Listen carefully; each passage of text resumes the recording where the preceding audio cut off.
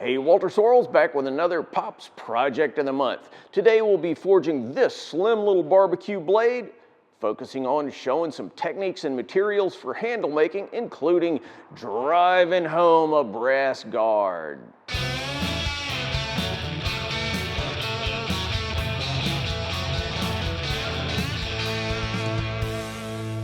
Today we'll be showing off some pretty cool tools and techniques, and we're going to forge a knife while we're at it. As you might expect on Pop's Project of the Month, all the materials we'll be using today come from Pop's Knife Supply. We'll be hand forging the blade from 80 CRV2 and then making the handle from a big old honking block of paper micarta, plus this spectacular piece of stabilized pecan and a skinny little piece of G10 and some brass for the guard. I'll also be using some really interesting and unusual tools that you can find only at Pop's, some of which I make, by the way, including this very simple but extremely useful new tool that we call the tang tapper. You might have seen us using it a few months back with knife maker Walter Sorrells, so in case you didn't catch that one, yeah, we're using it again. All right, let's get cranking. I'll start by forging the knife. Of course, you can do this project entirely by stock removal if you want, but fire is always the fun option. Now, in the interest of keeping this video to some reasonable length, I'm not focusing on the forging process too much. If you're a long-time viewer of the channel, you've seen me do this a ton of times. This is going to be a relatively slim slicing type blade, something you could actually use in the barbecue pit. It's not just a giant wall hanger like a lot of people forge these days.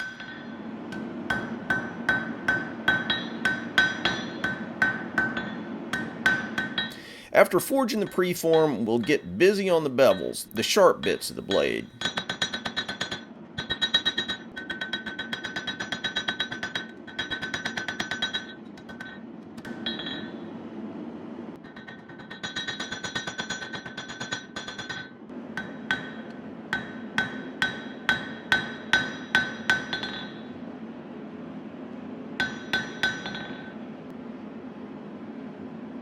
Now we'll forge in the tang, starting with a guillotine tool to pinch in the step down from the ricasso, then forging out the tang.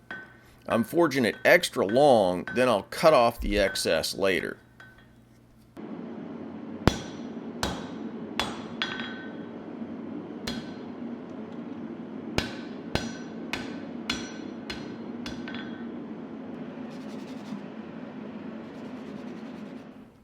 I'll also drill a hole now for reasons you'll see in about 5 seconds. Now over to the grinder. You'll notice I'm using this cool tool that I make for the guys at Pop's. Magnets plus a little micarta rod that you can use to seat the blade so the grinder won't throw it like sometimes happens with just plain magnets. Really useful for descaling, tapering tangs, all kinds of stuff. As you can see, that's why I drilled a hole in the tang now and not when I'm finishing up the blade.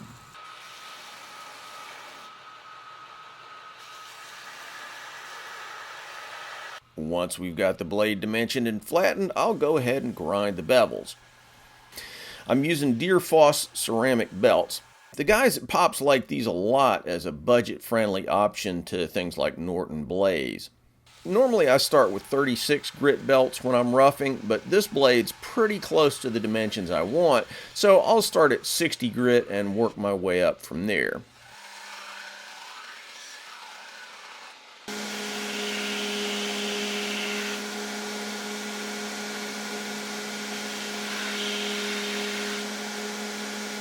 Today's video is, of course, sponsored by Pop's Knife Supply. Pop's is your source for knife making tools, many of which you'll see me using today. Steel, yep, belts, sandpaper, wheels, buffing compound, all kinds of other abrasives, absolutely. Plus, of course, all kinds of handle materials like wood, bone, stag, and of course, micarta, which is kind of a Pop's specialty, and the secret sauce at Pop's. All the owners are knife makers themselves. So if you got questions about steel, questions about what kind of belts you want, whatever, just call them, ask them, and they'll get you right on track. popsknife.supplies. Now we're ready for heat treating. But first we'll take a pause because we're getting to the meat of the project, which is the handle. To do that, we'll cut up the components, micarta, G10, and the spalted pecan. Like I said, this is stabilized, meaning that it's been impregnated with resin at very high pressures, making it less likely to swell, crack, shrink, and making it more resistant to liquids. I'll cut these on the bandsaw, then use a pair of hand shears to cut this extremely thin G10 spacer material. In retrospect, this stuff doesn't show up all that well. I would actually use thicker material, which Pops also sells. Experiment didn't work that great. Okay, over to the disc grinder. Now, this may look like a lot of power tools, but if you're just getting started and you don't have tons and tons of gear, this is all stuff you could do with a handsaw and sandpaper held on a hard surface like a piece of glass. Never let yourself be chased off from getting involved with knife making just because you see some guy on YouTube doing it with a fancy machine. There's almost always a hand method that works just as well, if a little slower.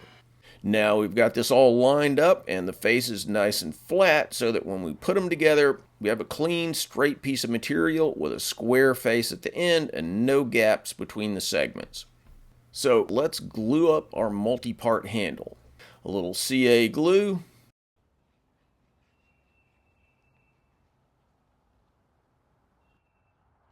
pro tip, when you clamp diagonal pieces like we're doing here, you want to clamp them downward to your table. If you just clamp from the ends, this will happen. Takes a little fussing to make sure you've got all the surfaces touching with a little pressure. You don't want them cockeyed, you don't want to leave gaps.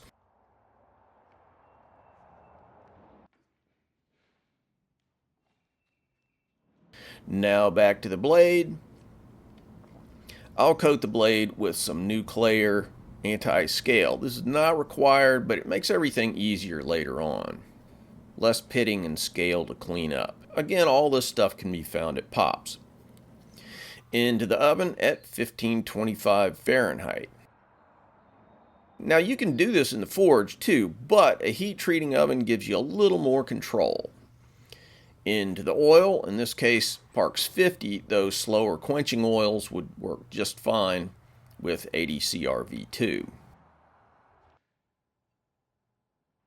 After double tempering at 350 Fahrenheit, it's back to the grinder to pretty up the blade.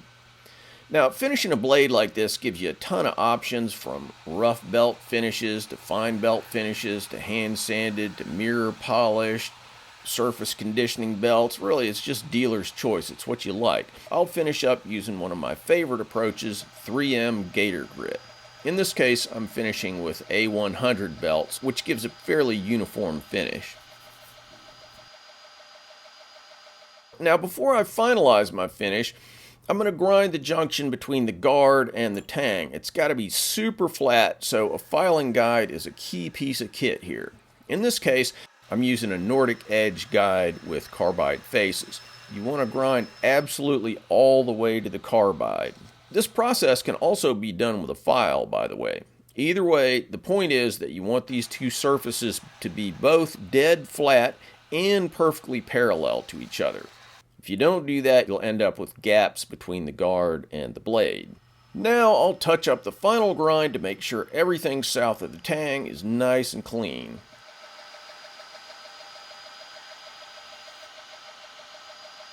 I'm also checking to make sure the tang tapers away from the ricasso and that the thickness of the blade at the ricasso is consistent from side to side. If you're hand fitting and filing everything to shape, that's not so important, but if you're milling it the way I'm doing it, it's got to be flat. Another key point, once you get to your final ground surface, any rust that it picks up is there for good. So you want A, to protect the blade with some oil, B, wrap it with tape or paper towels or maybe both, and C, get busy with the handle as soon as possible. So I'm heading right back to the bench to get cranking on the handle. We'll start by making the brass guard. Now I'll be milling out the slot, but you can get a pre-slotted guard or go old school, drill a series of holes, and then use a jeweler's saw and a file to file that slot out. Super fun process. Takes forever, but it works if you're very meticulous. Now, 2 key points. First, the slot has to be milled a few thousandths of an inch smaller than the thickness of the blade at the ricasso.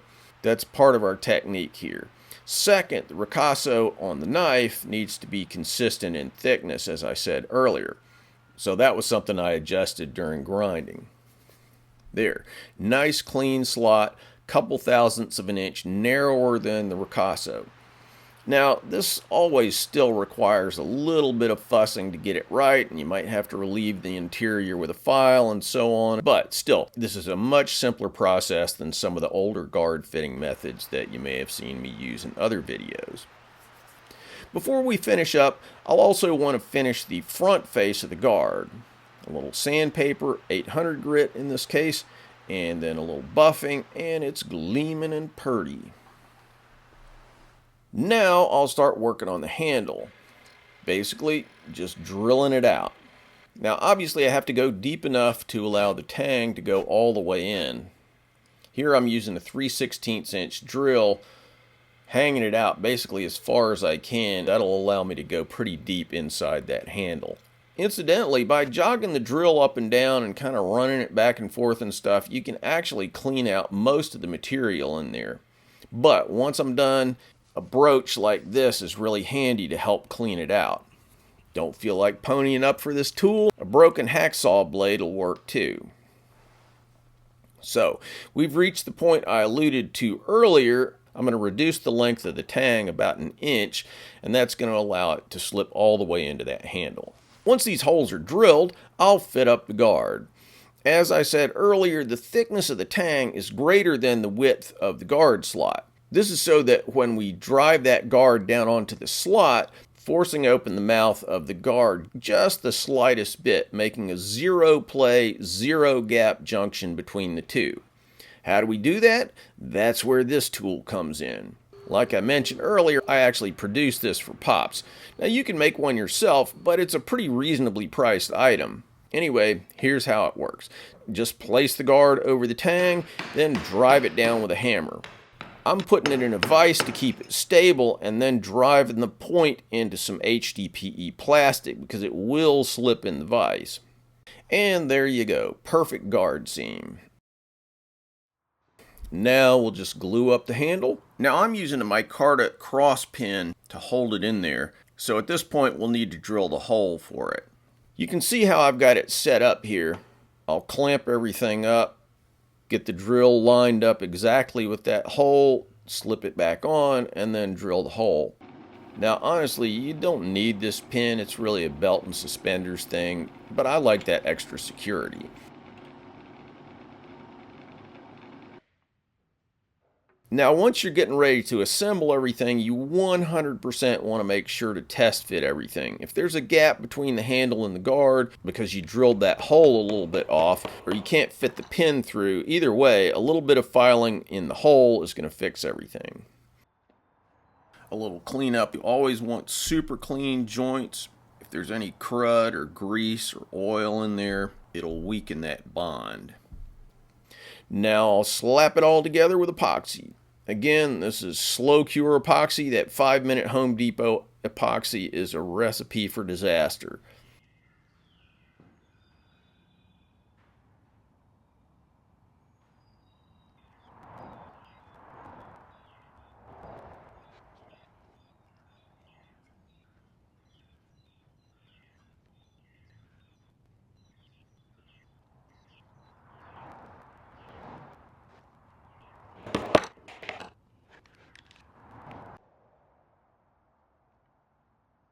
I've mocked up a little profile for my handle in Fusion 360, but there's really no reason for you to do that. That just happens to be the way I wanted to do this one.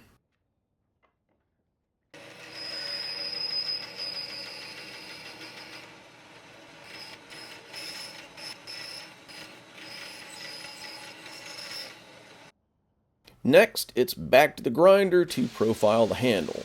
The handle is a big part of the personality of the blade. Now obviously I'm doing this with a grinder, but you can do this whole thing with files and rasps if you don't have a grinder. I've showed that in quite a few videos, but let's face it, this is easier. Notice I'm using small wheels on the grinder to pick up nice clean radii for these internal features of the handle, like the back side of the guard. Once I got things roughed out with 36 grit, I'll run up to higher grits.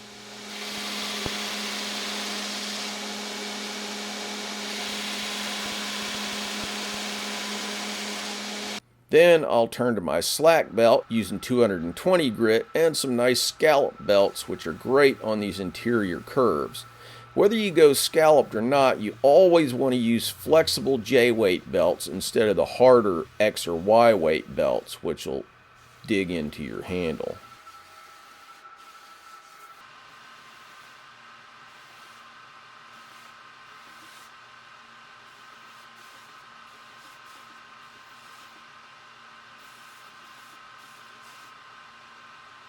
At this point, you can finish it by hand, rub in some oil, polish it on a buffer, whatever look appeals to you. Notice that I'm taping off each section of the handle as I turn to the buffer. I'm actually buffing and polishing each section separately. Several reasons for this. First, the differing hardness of the materials makes it easy to cause dips at the transition when you're hand sanding. But more importantly, buffing brass creates a lot of nasty black stuff that you don't want to get all over the other materials.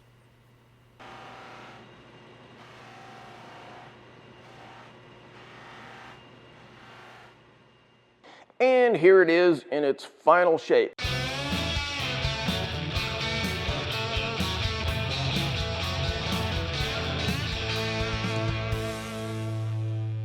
Now, by the way, if you want to pick up this exact blade for yourself, you know, as a little memento of this project, there's only this one. I didn't make a ton of them. You can grab it off my website, tacticsarmory.com. When it's gone, it's gone.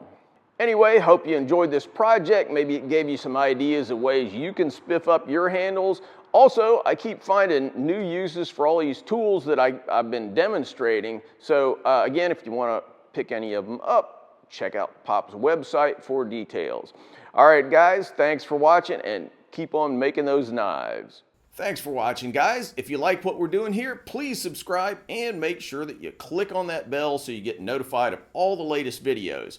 Want to buy a knife from me? Check out my modern blades at tacticsarmory.com. Digging the channel? You can support our video making efforts on Patreon. You know, I've been banging away on these videos for like 10 years, so I hope you'll show some love for all that hard work. Link in the cards and descriptions. Finally, if you're interested in making Japanese swords, check out my full line of Japanese sword videos where I show how to forge Japanese swords as well as how to polish them and how to make fittings, handles, and scabbards. Walter Sorrells Blades.com.